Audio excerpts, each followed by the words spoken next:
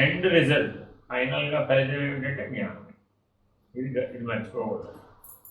కాబట్టి మనం జీవితకాల విద్యార్థులు జీవితం అంతా ఏదో పని చేస్తూనే ఉంటాం కదా, ఆ పని జ్ఞానం, ఆ పనికి సంబంధించిన జ్ఞానం ఉంటేనే ఆ పని చేయగలుగుతాం.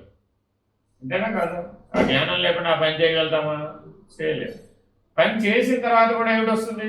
మరలా జ్ఞానమే వస్తుంది. ఏమిటి తేడా అంటే, మొదటిది జ్ఞానం అయితే చివరికి మిగిలేది విజ్ఞానం. పని చేసిన తర్వాత మిగిలేదని ఏమంటారంటే విజ్ఞానం అంటారు.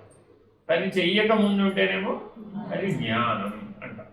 ఉదాహరణకు ఇప్పుడు మీకు విమానం ఎప్పుడైనా ఆకాశంలో ఎగరడం చూసారా, చూడలేదా? చూసారండి. విమానం గురించి మీకు తెలుసా తెలీదా? తెలియదు అన్న వాళ్ళు ఎవరు ఉంటారు? తెలుసా? అయితే కొద్దిగా విమానం నడపండి అన్నాము. మనకి ఏం తెలుసు? ఎవరైనా విమానం ఆకాశంలో నడుపుతూ ఉంటే విమానం ఎప్పుడో చూసాం, లేదు ఎయిర్పోర్ట్కి వెళ్ళి విమానాన్ని చూసాం, లేదు విమానం ఎక్కాం. జీవితంలో ఏదో సందర్భంలో విమానం ఎక్కుండొచ్చుగా. కాబట్టి అలా తెలుసు మనకి విమానం. విమానం నడపడం అంటే మనకి తెలుసు. నీకు రోడ్డు మీద బండి నడపడం వచ్చు కదా, ఆకాశంలో విమానం నడపడం కూడా అంతే. నడిపేసే అంటే కుదురుతుంటావా? కుదరదు కదా. కాబట్టి ఆ జ్ఞానం ఉండాలా వద్దా? ఉండాలి. తర్వాత ఏం చేయాలి? ఆ జ్ఞానంతో పని చేయాలి. పని చేసేప్పుడు ఏమైంది? ఒక ఆయన ఉన్నాడు అనుకోండి, ఆయన పైలట్గా పనిచేస్తున్నాడు, రోజు విమానం నడుపుతున్నాడు. ఇద్దరు అదే కదా. ఆయనకి ఎంత పని? అది మంచినీళ్ళు తాగినంత సులభం. మనకెంత పని? చాలా కష్టం. కాబట్టి విజ్ఞానం, ఈ జ్ఞానం విజ్ఞానంగా మార్చుకోవాలి, విజ్ఞానం వివేకంగా మార్చుకోవాలి. ఆ విజ్ఞాన స్థితిలో మనం సహజంగా కనుక ఉన్నట్టయితే అప్పుడు అది వివేకం అంటారు. అదేనండి. మనమందరం మానవులు మానవులు మానవులు అనుకుంటూ జీవిస్తున్నామా, లేదా మానవులుగా జీవించేస్తున్నామా? రోజు జీవించాలనుకుంటున్నాం, మానవులు నేను మానవుడిని నేను మానవుడిని అని అనుకుంటున్నామా? సహజంగానే మానవుడిగా జీవిస్తున్నామా లేదా? కాబట్టి మన వివేక స్థాయి మానవుడి స్థితిలో సహజంగా ఉంది. ఇది మర్చిపోకూడదు. అదే నేను పశువుని కాదు, నేను పశువుని కాదు, నేను పశువుని కాదు అని మనలో విపరీతమైనటువంటి పరిస్థితులు వచ్చినప్పుడు అలా అనుకుంటున్నావా లేదా? విపరీతమైన కోరిక, విపరీతమైన కోపం, విపరీతమైనటువంటి ఏ లక్షణాలు వచ్చినాయి అవన్నీ ఎవరివి? పశువు. అవన్నీ ఏదేమిటి?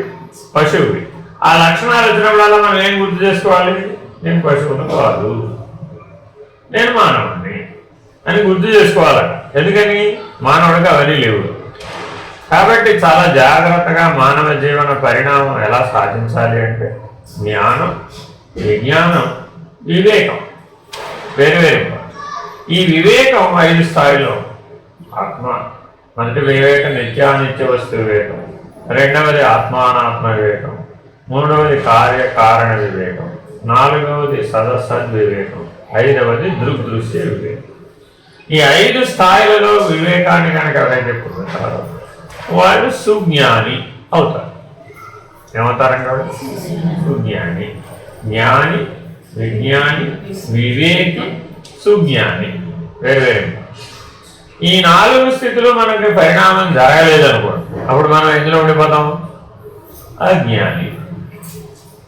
కాబట్టి జ్ఞానం ఆధారంగా మనల్ని మానవులని 5 రకాలుగా విభజించారు. ఎవరు? మహర్షులు, అనిష్ఠులు, బ్రహ్మనిష్ఠులు అయినటువంటి వాళ్ళు మానవులందరూ కూడా ఈ 5 తరగతుల్లో ఉంటారు. ఒకటేంటి? అజ్ఞాని. అజ్ఞాని అంటే తనను తాను తెలుసుకోవడానికి ప్రయత్నం చేయనివాడు, తనను తాను మర్చిపోయినవాడు, శరీరమే నేను అనుకునేవాడు, కామక్రోధాది షడ్వర్గాలకు లొంగిపోయినవాడు, ప్రకృతి అనే 3 గుణాలకి లొంగిపోయినవాడు, ద్వంద్వానుభవాలు లేకుండా జీవించలేనివాడు, భోగిగా జీవించేవాడు, నా జీవితం అంతా భోగం కోసమే అనుకుని జీవించేవాడు. వీడిని ఎవరన్నారు? అజ్ఞాని. వీడికే జీవుడు అని పేరు. వీడికే జ్ఞానం అవసరం కూడా. జ్ఞానం ఎవరికి అవసరం? అజ్ఞాని అవసరమే జ్ఞానం. కదా, చీకటిలో ఉన్నవాడికే వెలుతురుతో పని, చీకటిలో లేనివాడికి ఆల్రెడీ నువ్వే వెలుతురులో ఉన్నావు, మళ్ళీ ఇంకా నీకు దేమో ఎందుకు అవసరం. కాబట్టి జ్ఞానం యొక్క అవసరం ఎవరికయ్యా అంటే అజ్ఞానికే.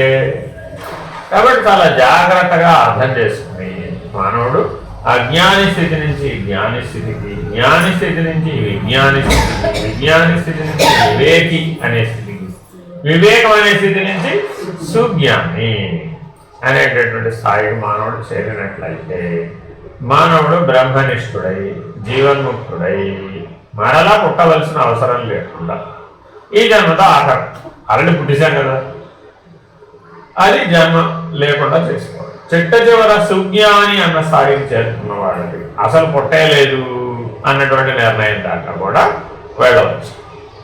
కాబట్టి ఇప్పుడు మన జీవితం అజ్ఞాని అనే నిర్ణయంతో సాగుతుందా, జ్ఞాని అనే నిర్ణయంతో సాగుతుందా, విజ్ఞాని అనే నిర్ణయంతో సాగుతుందా, వివేకి అనే నిర్ణయంతో సాగుతుందా, లేదా సుజ్ఞాని అనే నిర్ణయంతో సాగుతుందా?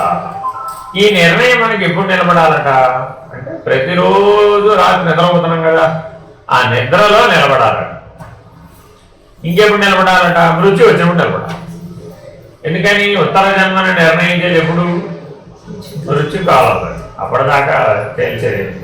కాబట్టి అంతకాలేత మామేవ స్మరన్ ముక్వా కలేవరం అని పరమాత్మ మనకు చేసిన సూచన ప్రకారం మనం ఈ అజ్ఞానిగా మృత్యుకాలం, మృత్యు ఆసన్నమైనప్పుడు, ఆఖరి ఘడియలు ఆసన్నమైనప్పుడు, ఆఖరి శ్వాస నడుస్తున్నప్పుడు నేను అజ్ఞానిగా జీవించానా, జ్ఞానిగా జీవించానా, విజ్ఞానిగా జీవించానా, వివేకిగా జీవించానా, సుజ్ఞానిగా జీవించానా అన్న నిర్ణయం కలిగి ఉండాలి. ఆ నిర్ణయాన్ని బట్టి మృత్యుదేవత నీకు తదుపరి ఉపాధి అవసరమా అవసరం లేదు అనేది నిర్ణయం తీసుకుంటాడు. నువ్వు కాదు నిర్ణయం తీసుకుంటావు. వచ్చే ఉపాధి నీకు వచ్చే శరీరం, ఏ శరీరం ఇవ్వాలి ఎవరు నిర్ణయం తీసుకోవాలి? ఈశ్వరుడు నిర్ణయం తీసుకోవాలి. ఆ ఈశ్వరుడి యొక్క ప్రతినిధి ఎవరు? మృత్యుదేవత. ఈ మృత్యు వచ్చినప్పుడు నీకు ఉత్తర ఉపాధి నిర్ణయం. దీనిని బట్టి, ఈ ప్రమాణాన్ని బట్టి అర్థమైందండి. కాబట్టి ఈ ప్రమాణం మనకి బాగా తెలిసి ఉండాలి.